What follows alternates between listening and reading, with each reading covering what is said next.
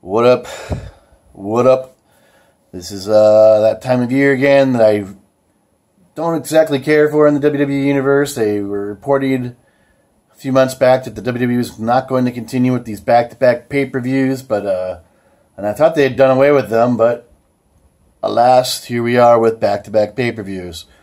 So, and this one coming out of the gate is Extreme Rules.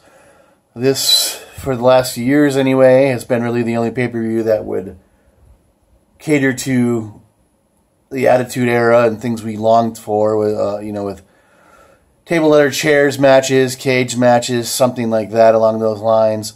But I don't think we have any of that really this year, except for what the I can't even say the word. Kendo stick on a pole match. But anyways, let's get the lineup. First match up, we have Dean Ambrose versus Mike the Miz Mazzoni for the Intercontinental title. Stipulation matches if Dean Ambrose does anything shady, shifty, or whatnot to get disqualified, the Miz automatically becomes Intercontinental Champion for the 7th or 8th time. Does Miz need another Intercontinental Championship run? No. I was really hoping he was going to be, moving farther up the card at this point. He certainly deserves it, especially, like I said, his run in the last couple of years. I actually think he's going to beat Dean Ambrose. I don't know if it'll be that stipulation or not. But Ambrose has held the title now for a while.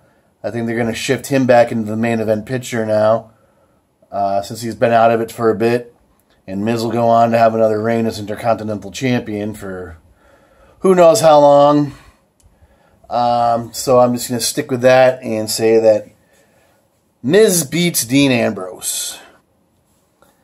Next matchup, we have Raw's Women's Champion, Alexa Bliss, versus Bayley. I Need a Hug for the women's title. Stipulation match, kendo on a pole match.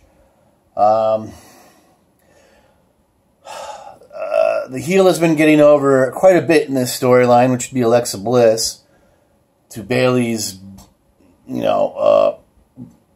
bumbling face antics. Bliss, I don't know, she hasn't had the title that long, but they pass these titles around like hot potatoes in the women's division, and I could see Bayley getting it back. There's still rumors that Bliss needs improvement in her wrestling, but like I said, I don't know who is making these complaints when the WWE constantly has a belt on her. So, or maybe there's some truth to it if she loses on Sunday. I don't know. But I'm assuming Bayley's winning this, and the big payoff's going to be when Bayley gets the kendo stick and beats the crap out of her. Unless someone else gets involved in the match. But I could be wrong. We'll see. But I'm going to go with Bayley. Oh, yes. Next matchup on the card is the Hardys versus Cesaro and Sheamus. This has actually been an okay feud, with the Hardy Boys basically coming out on top on all the matches. I know they lost a couple singles matches.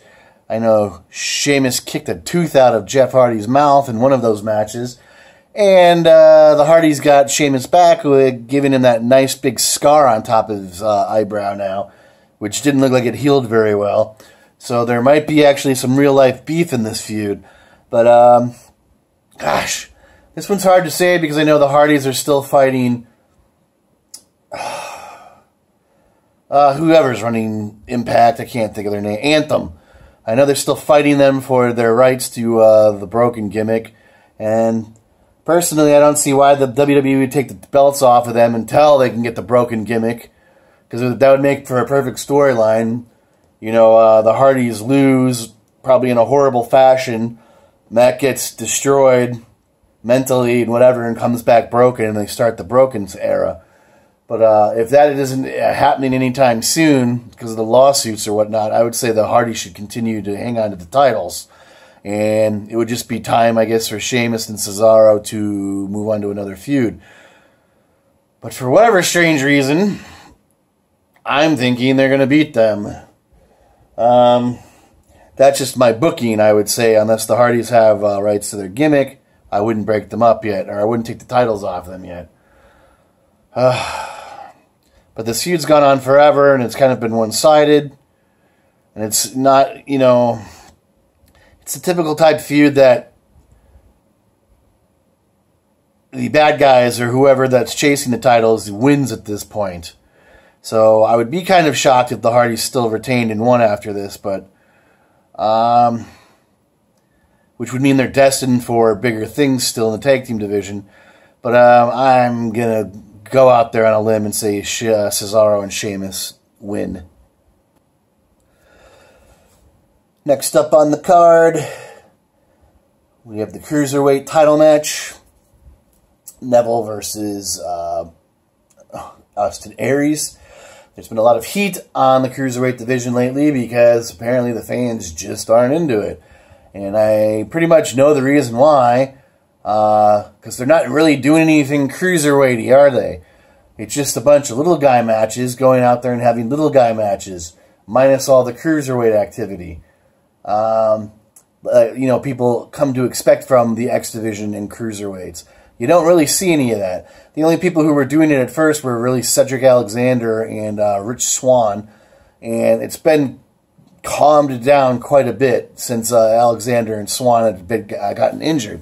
You don't see Cruiserweight action like that anymore. Like I said, people don't seem to be paying attention to it, and I guess the network isn't getting any views. I've just read up on it how they're suffering. But so is Raw. Raw ratings are just in the tank right now. This has been a decent feud, too. This is, what, another 3 pay-per-view feud? And Aries should have won the last one. Technically, he did. It was Neville just cheating or whatever it was. Or was that on Raw? I can't remember. But I know Neville's supposed to be the Brock Lesnar of the Cruiserweight division. Austin Aries, in my eyes, is a better wrestler. But maybe it's just because I haven't seen enough of Neville. I don't really watch NXT on the network, so I don't know his body of work. I just know he can do lots of flippity-flops and things like that.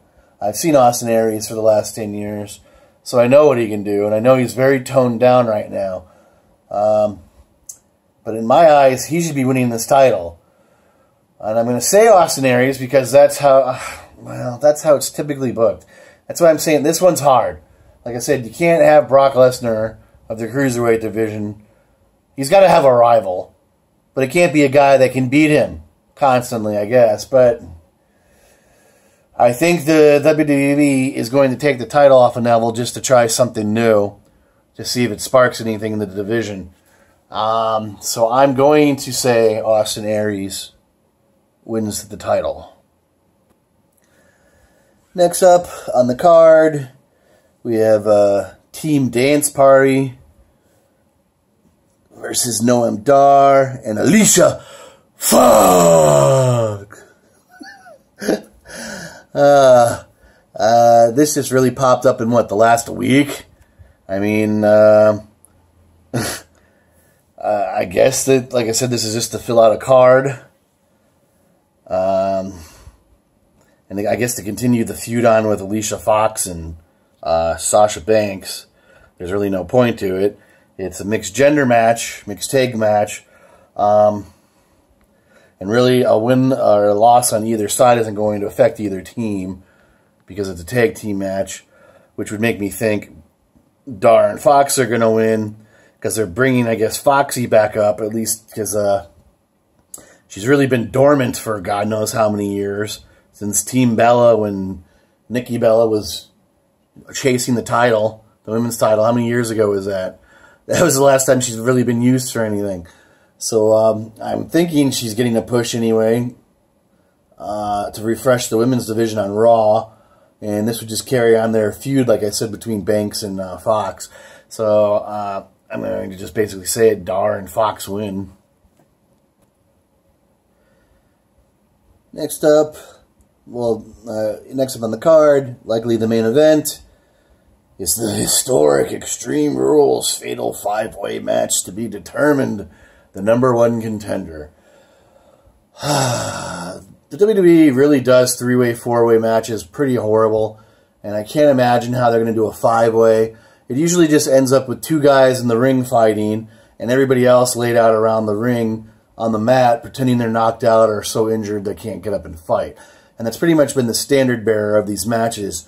They're nothing like the matches that they stole these matches from, like they were back in the day in ECW with the 3-way and 4-way dances, when they were called dances. The WWE has never really done a good job of these things, except for when they first stole them back in like 2000. When I believe they did it at 2000 Armageddon. But they really, like I said, they don't do good jobs in these matches. I know they just had one on Raw. It was all right. This should be a bloodbath in my eyes.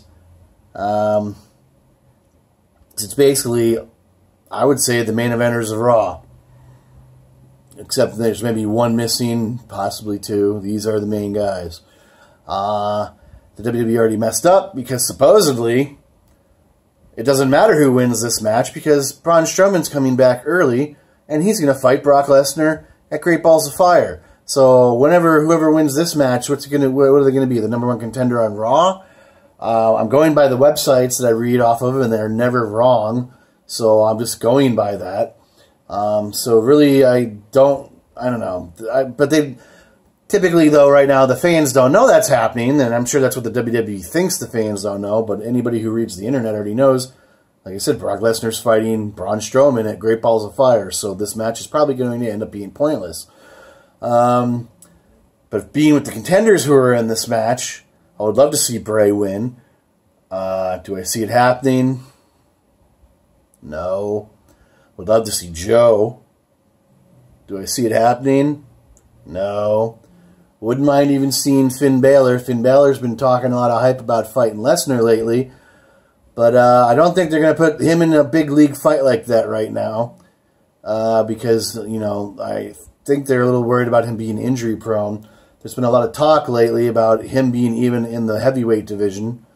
He should, because really he's built like a cruiserweight, which is kind of true. But I think the WWE is a little hesitant with him. Who do I think it's going to end up being?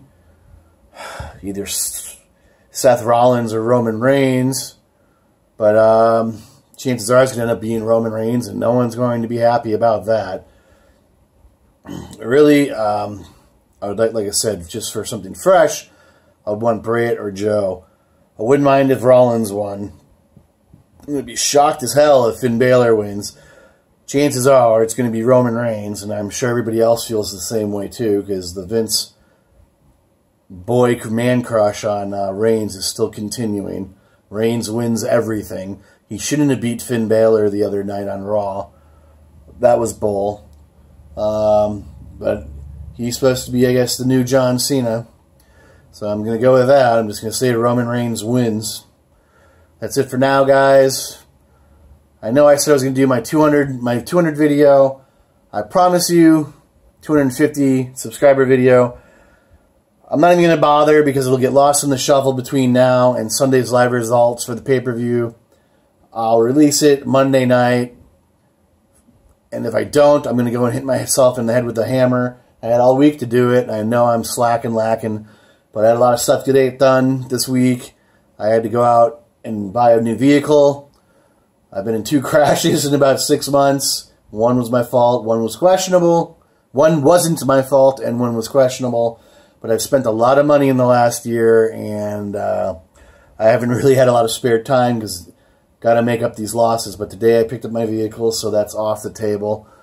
So my stress level should be dropping just a tad bit, and I should be getting back into my videos a lot more. I haven't done a news video in a while. I have so much to unbox, it's just crazy. But like I said, I'll be doing the 250 subscriber giveaway on Monday night. Look for it. I'll give a week or so for people to, you know, enter. And it's a big giveaway. Just like I said, look for the video for the details. That's it for now, guys. Look for my live reactions video on Sunday. Like, share, leave a comment. Hit the notifications button if you haven't already. I'd be grateful. Thanks. Mad Viking out.